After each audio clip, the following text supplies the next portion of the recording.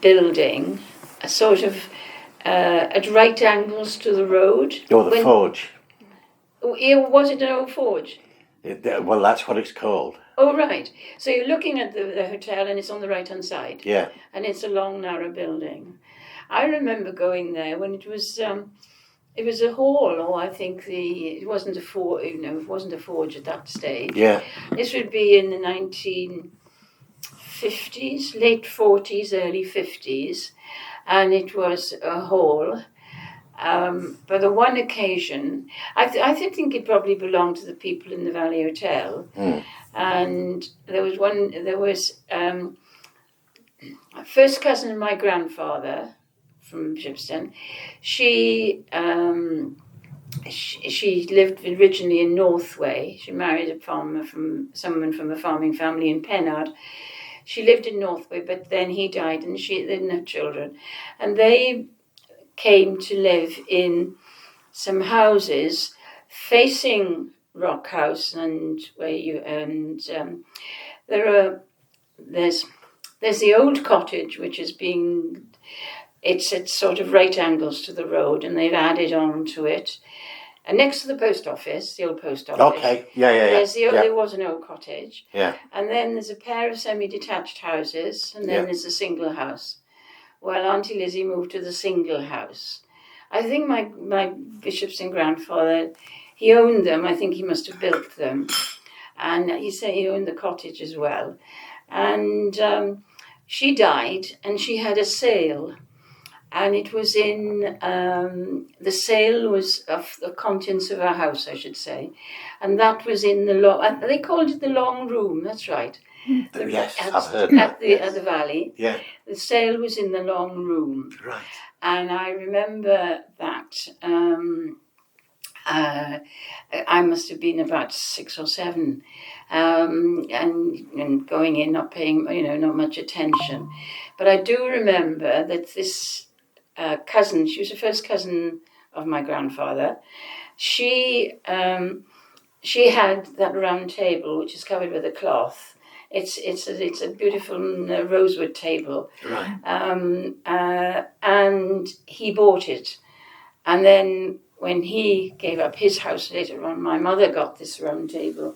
But that came from the sale in the Valley Hotel. And wow. So, that would be probably 1947, 48, something like that. Right. Yeah. So, Val, where did you grow up? If you could introduce yourself, Right. That would be wonderful. So, yeah, lovely to meet you. Yes, thank you. Same to you both.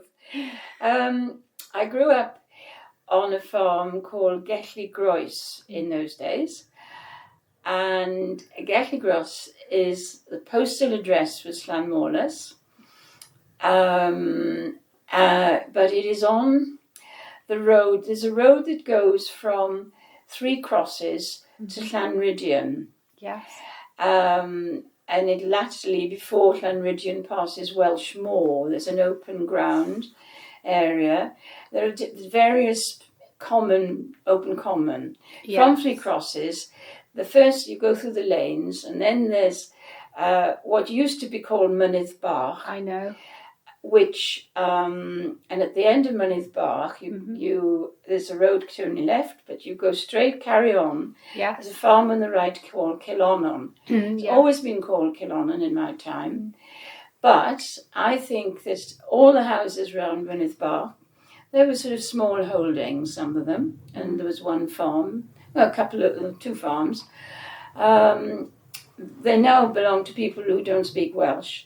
They couldn't cope with money. I don't know, I'm speculating this, that they couldn't cope with Mynydd Bach, so they call the whole area Kilonnon. Yeah. Which I always find confusing. To me, Kilonnon is a farm. Yeah. Anyway, at Kilonnon you go through a lane, about a quarter of a mile, and there's a sharp bend, and on that bend, that's called the Cross, there's a road leading out. That goes back to Penguin Common. I know it. Yeah, on that bend, first of all there's a bungalow. Yes. And then you go down a slope and there's a house on the right-hand side. Yes. And you come down to one to 3 bends, Yes. and that's our farm. Aha. And that's what was called Gethley Groes, which means Grove Cross. Grove Cross. Now, I think that was built in the 1840s because it's quite a substantial house and some very good farm buildings, a big barn now converted into flats, and a row of stalls for cattle and so on, and on one side, and another row on the other side, which is where we actually had the milking parlour. And I think that dates from about the 1840s, because that was when my paternal great-great-grandfather was called David Beynon, and he was offered the tenancy of it by the Penrice estate. He wasn't the oldest son to inherit the tenancy, but he came from Sluxon Farm, which is on the side of Rusilly Hill, on the eastern side. I can see it from my bedroom and kitchen window. So he was offered this, I expect the Penrith, I don't know anything about Sluxon Farm other than that's where he came from. And then he was he came to Gethley Groes. And then you carry on the road, you go over through some lanes, and then there's an open space called the Bryn, more lanes, and then Welsh Moor, and then you're down in Llanryddion. Yeah. Our address was Llanmorlas. I went to school in Three Crosses, and we went to Penclouth Church. Because my father's family, they had, when he was growing up, his father again wasn't the oldest son. My grandfather grew up in Gethley Groes. Okay. He wasn't the oldest. He had to find farms, so he had one on the edge of Penclouth in Bluanca, a farm called Blancedi. There's a very pretty little stream that goes down through past Blancanca. I know it. Yeah. Bluanca comes down at the bottom, and that bit of Penclouth where originally there were council houses, now they're all nice houses, the Tisson ones, that's called Abercedi. So the farm was further up Blancedi, and that's where my father grew up. His father, as I said, wasn't the oldest son, but the Gethley Groes was taken on by the oldest, who was a bachelor, and his sister, George Beynon. And when both of those, he died, because I remember her. He decided in 1935 to retire. And the story is that all the farmers knew each other. So my grandfather in Penclouth, but very much a Gower person, didn't have much to do with Penclouth because he didn't vote the same way as the people in Penclouth.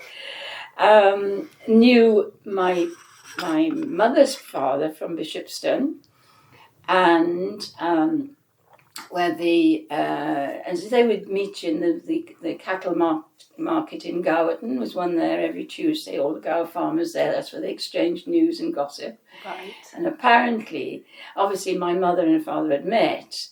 Yeah. And the story is, I don't know how true, is that Grandpa Beynon had said to my Grandpa Jones from Bishopston, I think the young ones ought to get married because my brother wants to retire from Gethley Groes. And that's how they then decided they would get married. I've got the wedding photograph upstairs. They, and you'd recognise one or two people like William in it. No, you wouldn't have remembered Uncle William because he died late. Anyway. So that's where they got married and went there, which was a shock for my mother because she was brought up in the middle of Bishopston where there was electricity and there was a bus service, although they did have a car, and to go to this, quite sort of outlandish place. But eventually, my Beynon grandmother, as part of her story, her family her family were from originally Llanmorlas, Crofty, and they owned the mineral rights on the big colliery, the Lynch colliery, which was and employed, I think, getting on for 100 men along the new road. I don't know how well you know Llanmorlas. I know. The new road in Llanmorlas, going towards Wenford. So she used to get some share of the mineral. They went to about 20 different descendants because her father and his father before them had owned the land, and so they gave them money, I think, after about 2 years of living in Gettlebros to buy a car. So they were mobile, and I was born a few years later. Wow. So that's where I grew up. And then went to school in Three Crosses, and from there to Gowerton. In Christ School. Yeah, we used to have I had asthma as a child. When I was 5 years of age, obviously it was 3 miles to Three Crosses. It would have been shorter to go to Llanmorlas School, but that was a journey, across fields. I could be there in 10, 15 minutes walking, but it wasn't very pleasant. But so my mother went and saw some local councillors and said, and I had asthma, so that helped. So eventually we used to have a car, because the other children around, the older ones around me, older than me, around Mynydd, they walked to the Crosses School, which would be 2 miles each way. And we ended up having a car service that picked me up and 2 or 3 other children. And then eventually it became a bus service that would take us to the Crosses School. Wow. And then it linked up with the school. Eventually the bus that went from, there was a bus that came through Three Crosses picking up all the people going to the Gowerton schools. And that went on to Penclough, the secondary modern in those days. So, but my mother got very involved with Llanmorlas, and she and her sister in Bishopston had started a WI, a Women's Institute, and then eventually, after my sister's 4 years younger than me, after the war, in the late 40s, my mother started a Women's Institute in Llanmorlas and became very involved in that and the WI movement generally. So there was a lot of traffic. Unfortunately, we had the car to go back and forth to Llanmorlas. So we knew a lot of people in Llanmorlas. We knew people in Three Crosses. Yeah.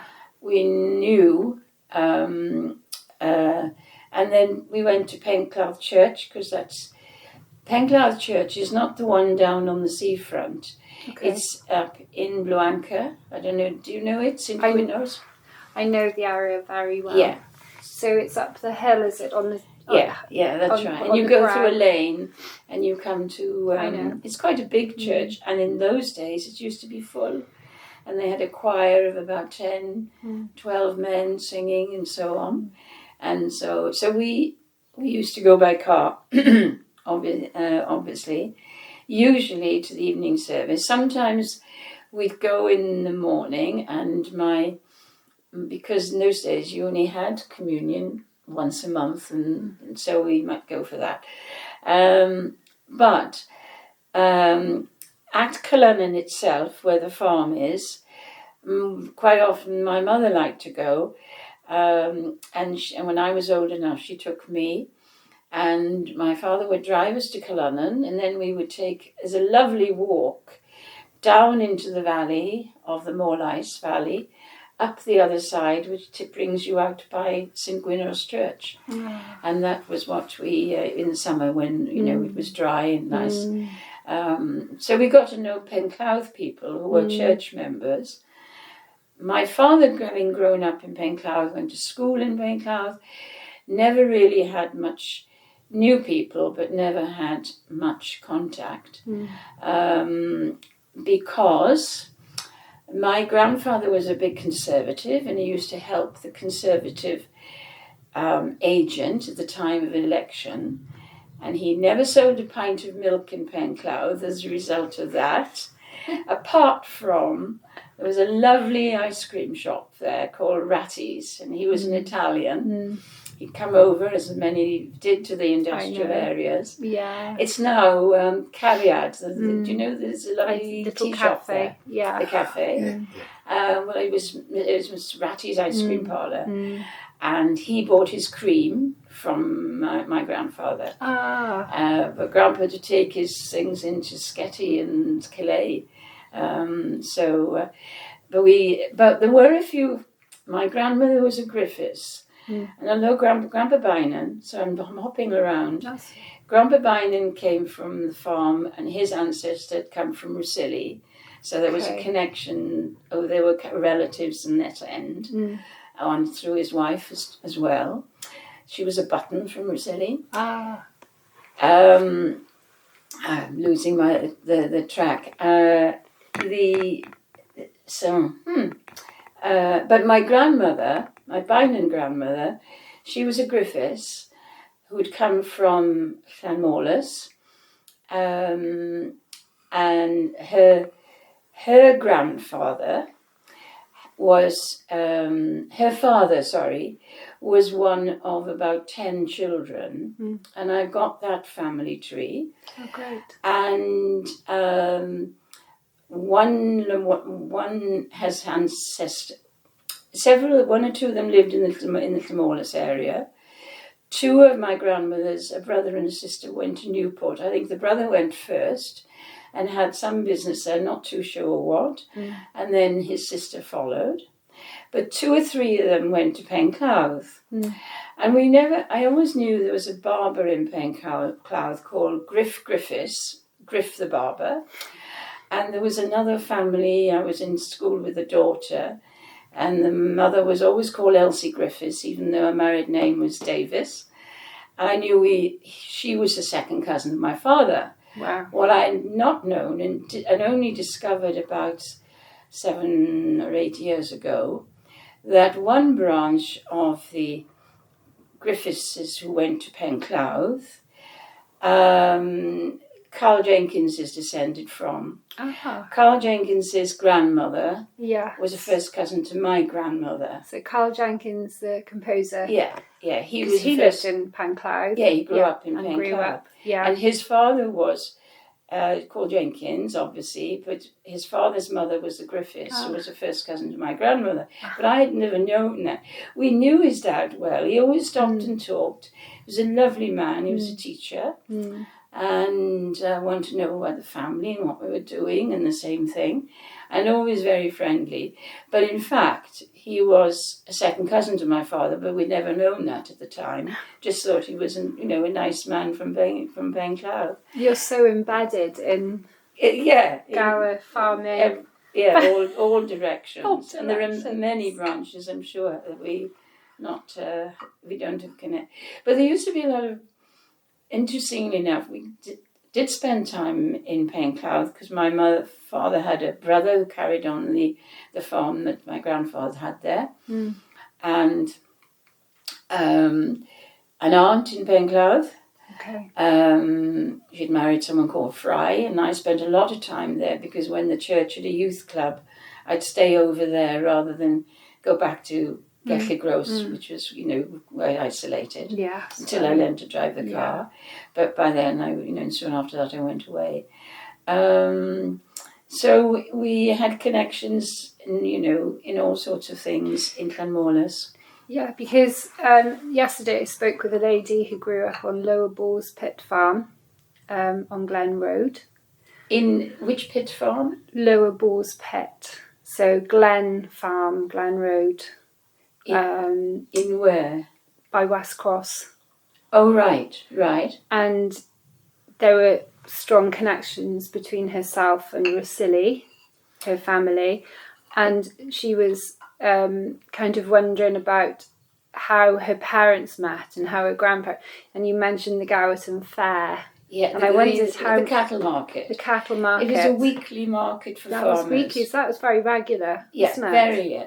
And that's how, although we lived in Gellir Gross, we had the 3 connections that we were using: Llanmolys, Three Crosses, Yeah. Penclough, and then the Bishopston, because we used to be going back. Yeah. We had a car, as before I Okay. was born, which was very fortunate, and we'd go at least once a week down to Rock House in Bishopston to our grandparents.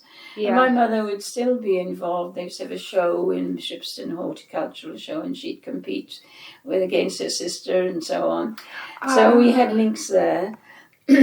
And then links also with Rosilly, from one of my mother's cousin married a Button in Rosilly, and we went around.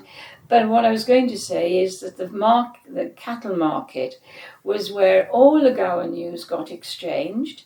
So, and Gower was such an enclosed community. It was, it's not unique, but I think it was quite special that there was so much known about through the farming families. Yes. Now most of that's gone because the farmers are in such a minority. But in those days, they were, 80% of the population were involved with the land. 70-80%. I don't know. I'm guessing the figure, but it would be a substantial amount. That makes sense. Speaking with what was the name Jones? What was the name of the lady in West? Barbara Thomas.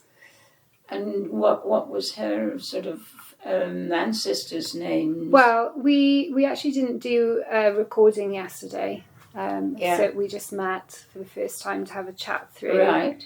But I took some photos. There was a Jones, and so I haven't got any records yet. Right. To call to mind, but I did see a lot of the photos, and I took some photographs of family trees.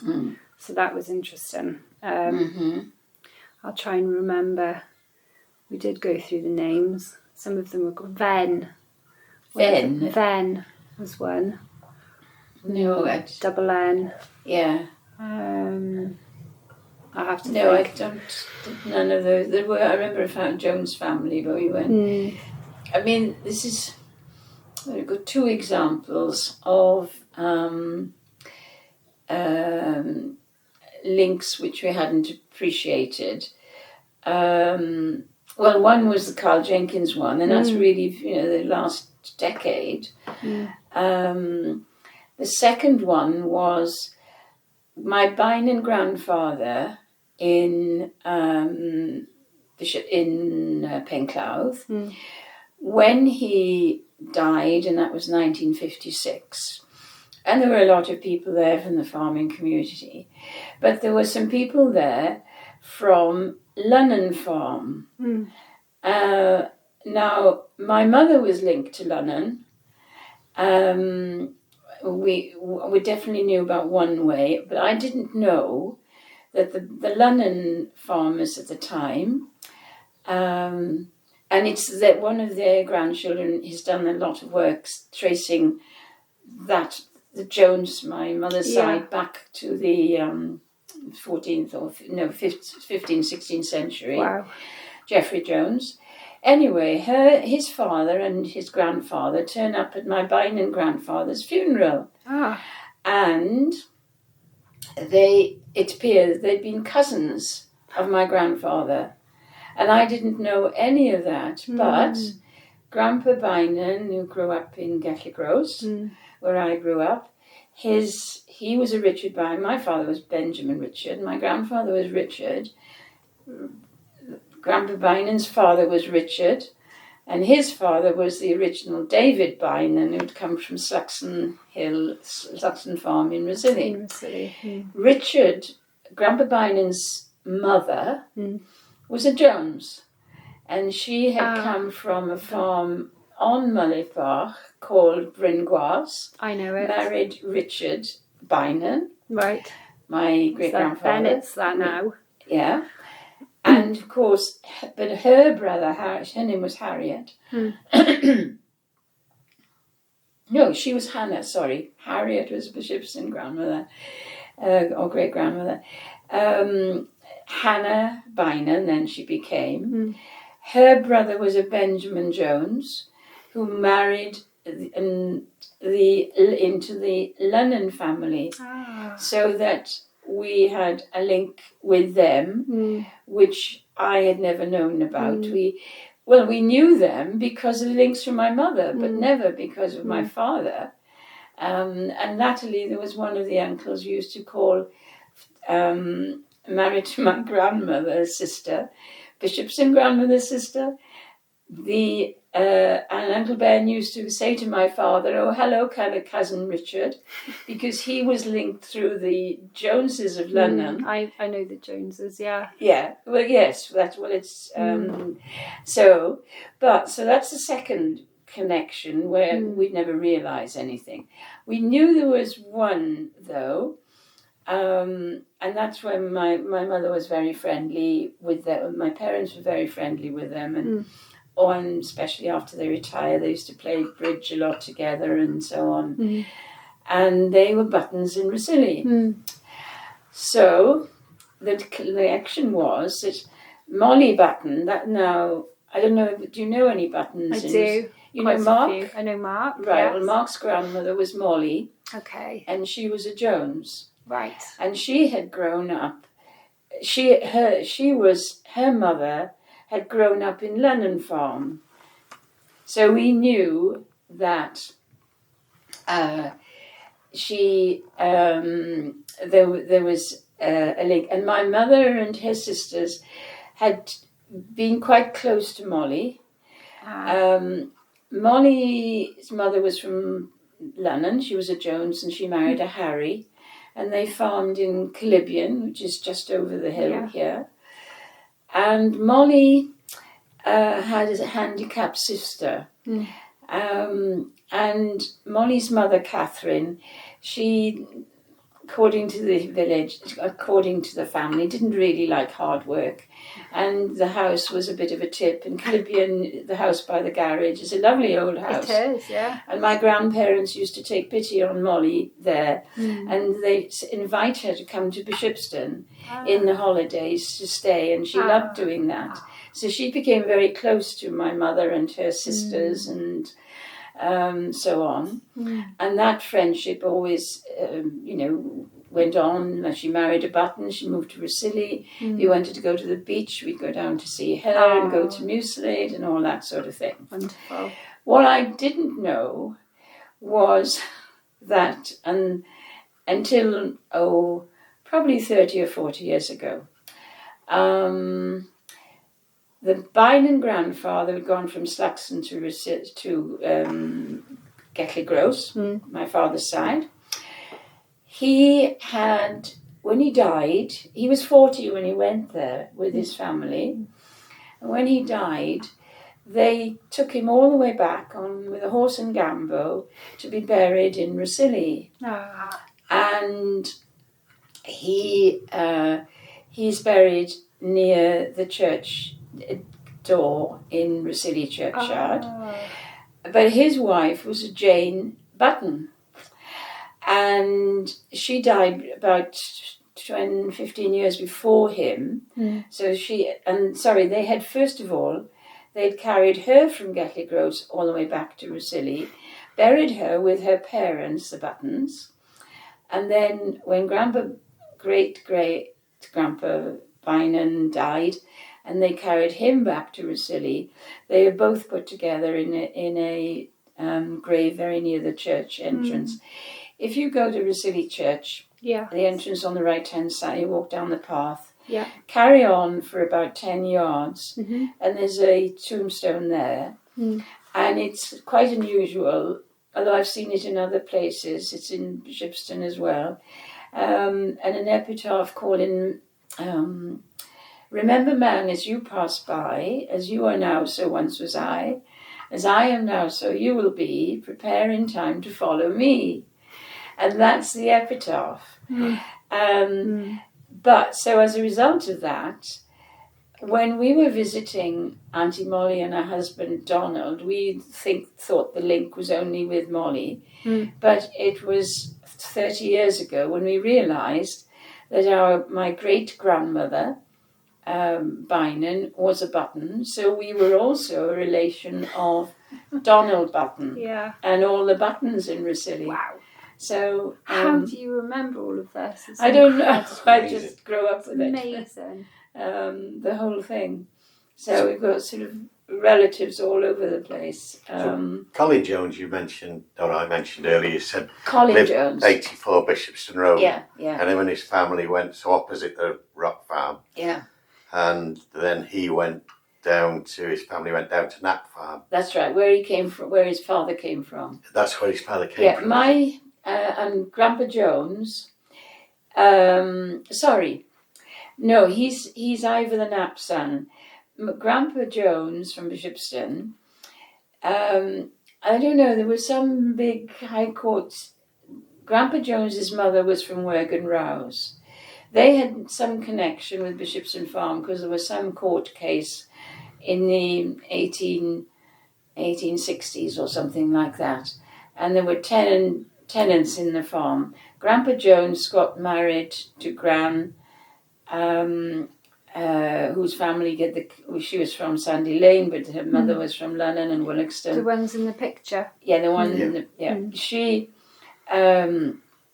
Grandpa Jones is. Sorry, where was I going? Relation to Colin Jones. Related to Colin, right?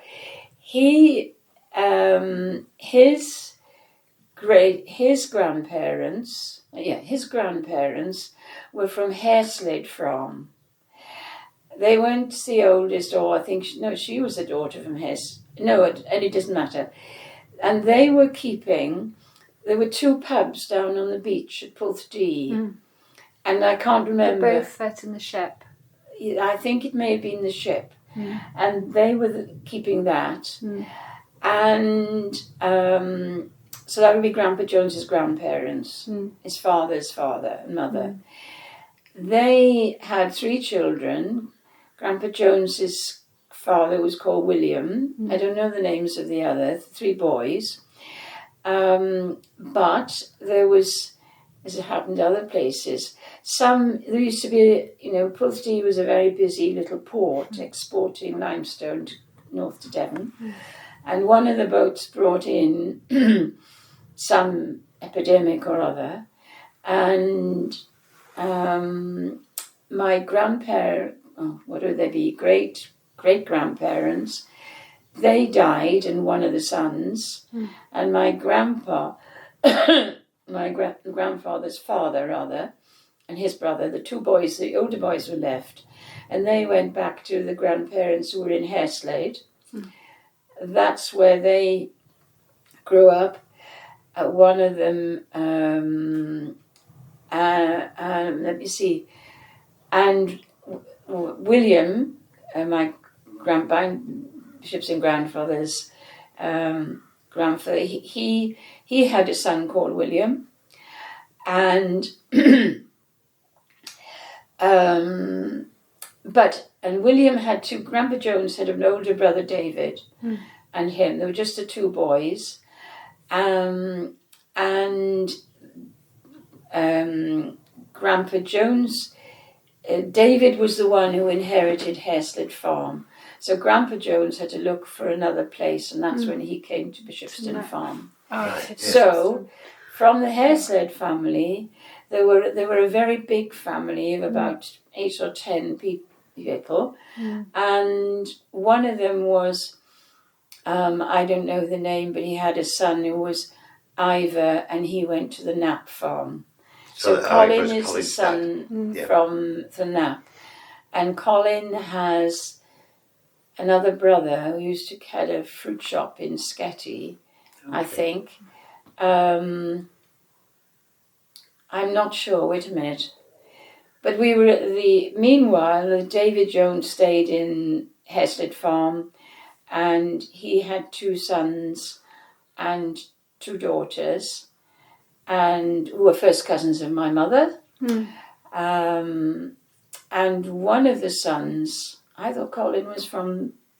Anyway, we never had much contact with them, but one of the daughters my mother grew up with was very friendly with, Elizabeth, and she married a Leighton from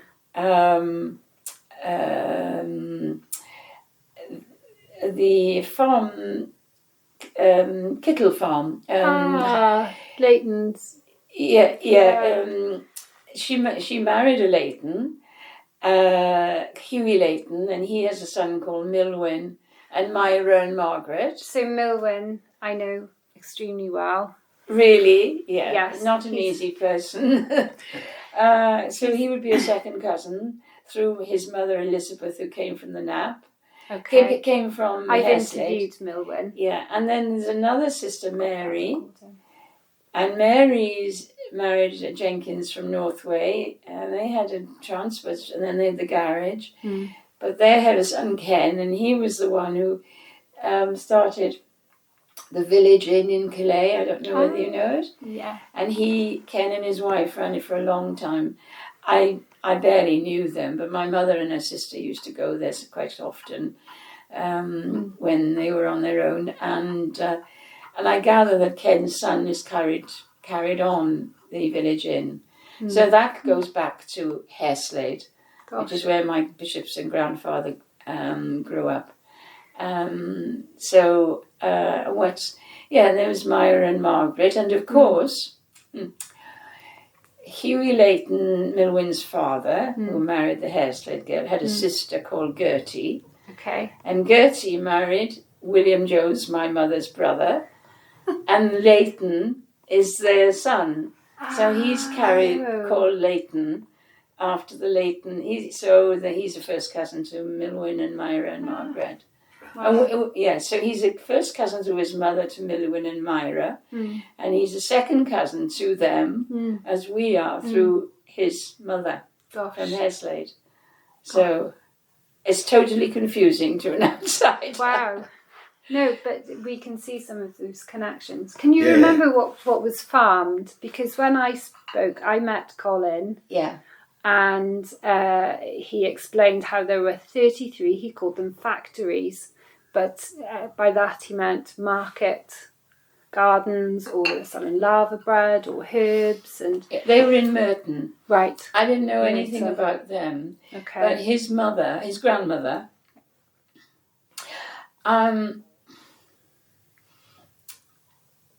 Colin grew up in the Knapp, but I think he's part of this Heslade branch. Right. And his grandmother, who married Grandpa Jones's brother, David Jones, who inherited, he was the elder, as I told you. His wife was from Merton. She was, unlike the Joneses, our side were Anglicans, went to the church in Bishopston. She was big in the chapel. Yes. She had 8 or 9 children. And lovely lady, Auntie Ginny, she went blind. And because she went to live with Milwyn and Myrwin and Margaret in Kittle Hill. Okay. And we used to visit her there. Very sweet lady, but she was quite a spendthrift, according to my mother. And Uncle Davy wasn't very sort of particularly good farmer. So where was I going? And she came from Merton, from one of these market gardening families, I think. Right. Okay. And because they were big supporters of Merton Chapel. I see. And they weren't church people at all through her. Okay. And there was someone who's done a lot of family history on the Heslades. One of the daughters of one of the sons from her. There was a David Jones, who would be my mother's first cousin, and he had a daughter, Elaine, who was in Gowerton with me, and another one, Mary. I think there were 3 daughters, and we had a little bit of contact with them.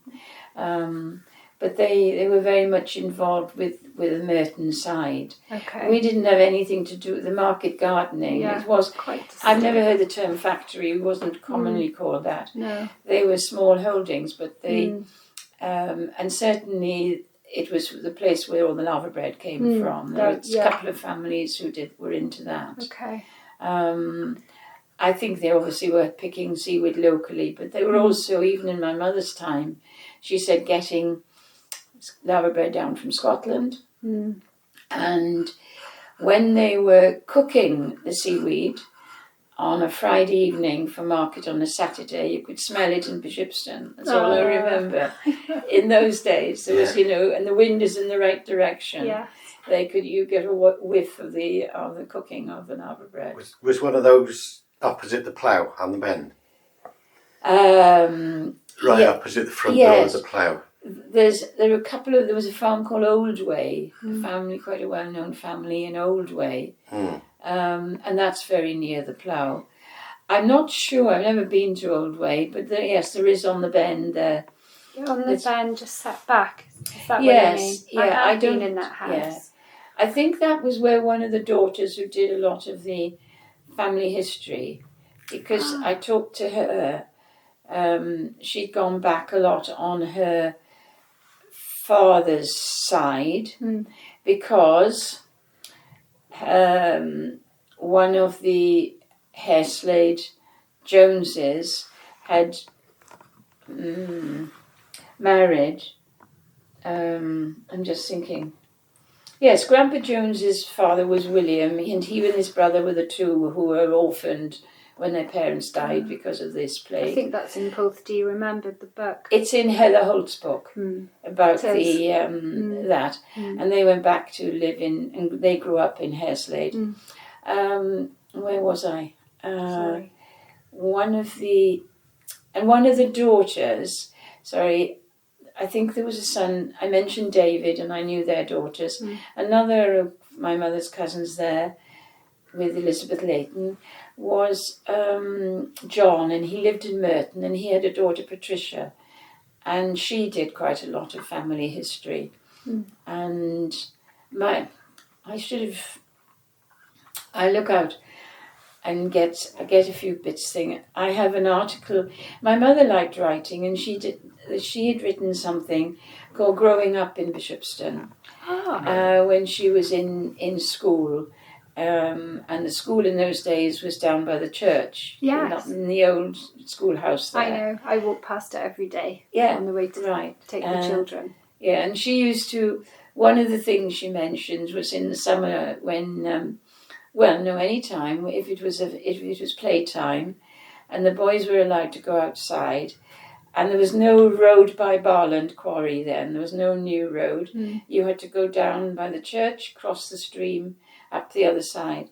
So the boys used to go out in the lunchtime and offer to help people carry their bags up this and earn a bit of pocket money. Yeah. So she didn't say the girls did it, but I don't think they would have been allowed to probably. Yeah. So there was. It's quite interesting about the things that they had to do before they went to school. Go and bring the cows in for their milking and all that sort of thing. And also because it was in the village, it was a very busy farm. Because they had a couple of different milk rounds, and also my gran would make butter. She never made cheese, or I never heard of the cheese. And so people would order butter, and they'd be coming to the back door of Rock House to buy things and so on. They never went to the market. I was just going to ask. They were just, very busy. Did they go to the mill, the Heritage Centre site at all? To which? With the what sort of crops? I think my question is: did you grow? Was it barley or was it arable? Yeah, it would be barley, wheat, and oats. And oats. Yeah, I mean, first of all, it'd be the hay crop. Yes. For feeding the animals. Yeah. And then, but there'd be a gap of some weeks before the corn crops. Corn as in, the collective. And it would be wheat, barley and oats. Okay. And then that would be what would the threshing machine would come around. Hence the photograph. Threshing time. And they would separate, obviously, the straw. The stalk became straw for bedding, and then they had the grain for feeding. I'm not sure whether they ever sent the the wheat from. I don't think there was any flour mill locally. I never remember anyone talking about that. Okay. So. What about Welsh cobs? Did you have any? No. No. No, nothing like Nothing that. They had a car in the 1930s. I can remember because Uncle William, Leighton's father, he was in some ways a bit of a tearaway, but not dangerously so. But he wanted to. They had a Lancia or something that they used to talk about. And that was in the early 30s. And there's a lovely story. There's a family called Taylors in Bishopston. I don't know whether you've come across them. Black Hills Caravans? Well, the ancestor had the buses. Okay. Yeah, there was I don't know the name. They lived just beyond Rock House, going towards Pyle Corner, where the lamplighter is, and then I think they lived in Wellfield, which is a estate now, was the name of one of the houses. It was in one of those. I'm not sure which one. There was a tailor living. Where the Taylors came from, I have no idea, but they also had been to America and tried whether this man was the old man Taylor was a younger one. He had two sons, Aubrey Taylor, and what was the other one? Well, I'll deal with him first. Anyway, they went to America. I don't know where they went, and I've never found out, never asked. But they came back from America, and of course they had seen lots of modern things. So they had a bathroom put in their house in Wellfield. And my grandpa, Jones, he was quite sort of entrepreneurial. Anyway, he decided, he liked things, and he decided, so he had a bathroom put in Rock House in, I would say, in the early 1930s.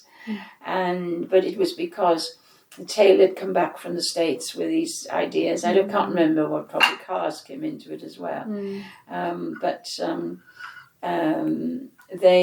Then whether the father I think the father started as a bus service from Bishopston to Swansea, and the son, Aubrey Taylor, and another one, two or three of the family, they ran buses, and they were called the Swans because they were white. Yeah. And they were back and forth they went from Pennard through Bishopston to Swansea. And you could see that the old bus station in Swansea, you would see these white buses, but they were the Bishopston service. And it was quite a regular service. I think Brian Pugh's father was linked to the buses as well. Who is that? Brian Pugh from, what's his farm called? If you drive from Burton to Mansfield, it's a farm on the right hand side on the bend. Oh, right. That name doesn't ring a bell, but I didn't know Merton people at all. So, excuse me. Certainly. Have a biscuit. I've had one, thank you, Val. I'd love to, but my diabetes says I'm not going to. Oh, really? So your relation related or links with the Joneses from Herbert Lodge? No. Graham Jones, Douglas Jones. Well, maybe further back, his father and Graham and a brother Douglas Jones. Yes, I knew Douglas. We were never, and again, they were chapel people. So there was never a known relation with them. But we knew about them because they were very active, obviously, in Bishopston. And Graham was a bit older than me. A friend of mine went out with her for a while. He probably wouldn't know me. But I've heard about him, and I wouldn't recognise him. So We were talking about the buses, and one thing I one of the things that my mother went to Gowerton School from Bishopston. She wasn't the first from the school down by the church by any means, and she was bright and she was hardworking, and the schoolmaster picked that up and said to my grandfather, she ought to go to secondary school because most of the girls, they didn't. And there was one other as well, Gwen Griffiths. She lived near the Valley Hotel. Anyway, my mother's the journey to get to Gowerton was relatively straightforward. They took the Swan bus from Bishopston to Blackpill, and then they went on the train from Blackpill to Gowerton. There was a Victoria line, an LMS line, I think it became, which there was a station in Swansea, really on the site where the stadium is now, next to the leisure centre, Victoria Station, and that was for the LMS or LNER or LNWR originally, which went from Swansea to Gowerton, which is an important industrial base. And then I don't think it originally went to Llanelli because the GWR line went there. It went up to Pontardalis and went up through. It's a lovely journey. There's a little train now from Gowerton. Have you ever done it up to Shrewsbury? Oh, the Hartwells, yes. Yeah. It's beautiful. Yeah. And so in other words, but it came around in those days to Blackpill Station, then it went up Clyne Valleys, a stop in Dunvant, and that's where my, great grandmother's brother had the brickworks in Dunvant because he was on the railway line to get all the bricks. You can still see what's left of that. At the bottom of the common. That's right. And so that's the way they got to Gowerton School. And my mother was doing very well at school. And then there was the national strike in 1926, and there were no trains for 3 months or so. And when that was over, it was in the summer months, and obviously that was the busiest time at home, and my grandmother wasn't terribly well. And my grandfather was a very fair man, but he said to my mother, "You really are needed at home." And she broke her heart about it because she was really bright and doing, near the top of the class. In fact, she had someone in her class who went on to be the people in Gowerton School, as in my time. They came from Pontardalis and Gorsainen, Lacha, as well as all the Gower people. And this, and she used to say, and she really was heartbroken to come home and carry on helping with all the things that needed to be done. Not outside, but it was making the butter and getting the cows milked and all sorts of things. And so I don't know whether they might have sold.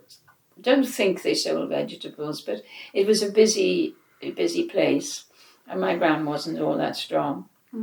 And my mother, two sisters, younger sisters, well, they weren't so excited about school. My mother loved learning, and but this back to her class, she was really doing extremely well on top of the class, and there was this man who became the chief inspector of schools in Wales called Gwyn Lloyd from Pontardalis, and she said, "I used to beat him. I was in the same class as him." And so but she learned. She did a lot of work through the Women's Institute and learned all kinds of skills through that, and used to do demonstrating and all kinds of things. So but she always my grandfather could afford to pay for her to go to school, or even to go, others went on to college and university, and she wasn't, there were too many things to do in Bishopston Farm. So it's not so long ago, is it, that there's opportunities for education? It was in the 20s and 30s, really. And what about links with the other farms in Bishopston? Because what were they? there was Bishopston Farm, there was Prospect Farm. Well- Was Brockhurst a farm or? I don't know the names of the other all I know that there were Morganses, Frank Yeah. Morgan by the Valley Hotel, Yeah. and then Bishopston Farm, and that was quite extensive because the land went all the way down to Caswell Corner and up as far as Caswell Bay Road. Okay. And That is extensive. yeah, it was. Yeah. And obviously latterly my grandfather made, had quite a bit of money because of ground rents from all of those. Half of them went to Uncle William, but my mother got a share. And actually, in a way, it was never said, but her sisters were left lots of ground rents, but she was left the houses facing you, with the semi-detached and the single one, and then the old cottage. Okay. So, my grandfather was very, very fair in that sense. And Frankie Morley. Oh, and Long Ash Farm. Yeah. There were Joneses, I think, in Long Ash. There was an Ivor Jones in Long Ash. Right. And then you got down to the corner, and that's where Graham Jones grew up, wasn't it? His father's farm was the beginning of Puthdy Lane. Right, yes, where Douglas Court is now. Oh, yes. Because that's Douglas Jones. Douglas Yeah, Jones. yeah. And then there was Hess Lane. Colin said that. And down the lane, Puthdy Lane, was, there was the Knapp and Backingstone. And then Mrs. Vivian, she'd married into the Vivian family. She, they're the Swansea industrialists. Yes. And they had quite a bit of land. I don't know who owns it now. Is it Fury? Mark Fury. When you is that his? when you turn off Caswell Bay Road, going down towards the Big Bend, coming from Merton, Yes. and you go straight on to Puthdy Lane, and there's a sharp bend. Well, and on the corner there was a house where one of the workmen lived. You go up there, and on the right-hand side, I never went that far, but that's where Mrs. Vivian was living. And her parents, the name was on the tip of my tongue, Gilbertsons, they were originally in the ironworks at Pontardawe, and the Gilbertsons built a house which is on the way down Puthdy Lane. I don't know how you access it, but it overlooks the Puthdy Valley. Gilbert's. The far end. I think it became a bit of a private hotel. Yes, Ocean View. Ocean Meadows, is it? Ocean Meadows, yes. Yes, Well, Mrs. Gilbertson's parents, I think they built it and retired there because she'd married one of the lesser Vivians, I think. So they owned land around, I'm not sure how much, but the Knapp and Backingstone farms were there. But those are the only ones I can think of. Backingstone's an interesting name. It is, isn't it?